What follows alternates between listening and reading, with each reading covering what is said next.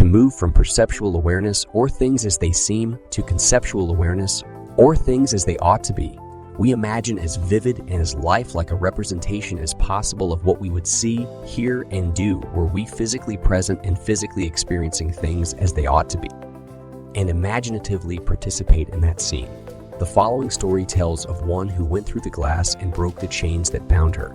2 years ago, I was taken to the hospital with a serious blood clot condition, which apparently had affected the entire vascular system, causing hardening of arteries and arthritis.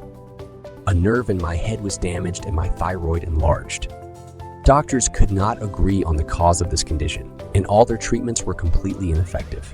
I was forced to give up my every enjoyable activity and remain in bed most of the time. My body, from hips to toes, felt as though it was encased and bound by tight wires, and I couldn't put my feet on the floor without wearing heavy hip-length elastic stockings. I knew something of your teaching and tried very hard to apply what I had heard. But as my condition grew worse and I could no longer attend any of your lectures, my despondency grew deeper. One day, a friend sent me a postcard picturing the scene of a lovely beach by the ocean. The picture was so beautiful, I looked and looked at it and began to remember past summer days at the seashore with my parents. For a moment, the postcard picture seemed to become animated, and flooding memories of myself running free on the beach filled my mind. I felt the impact of my bare feet against the hard, wet sand. I felt the icy water running over my toes and heard the crash of waves breaking on shore.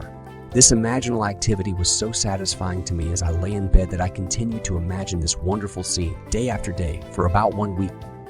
One morning, I moved from my bed to a couch and had started to sit up when I was seized with such an excruciating pain my entire body became paralyzed. I could neither sit up nor lie down. This terrible pain lasted for more than a full minute, but when it stopped, I was free. It seemed as if all the wires binding my legs had been cut. One moment I was bound, the next moment I was free. Not by degrees, but instantly.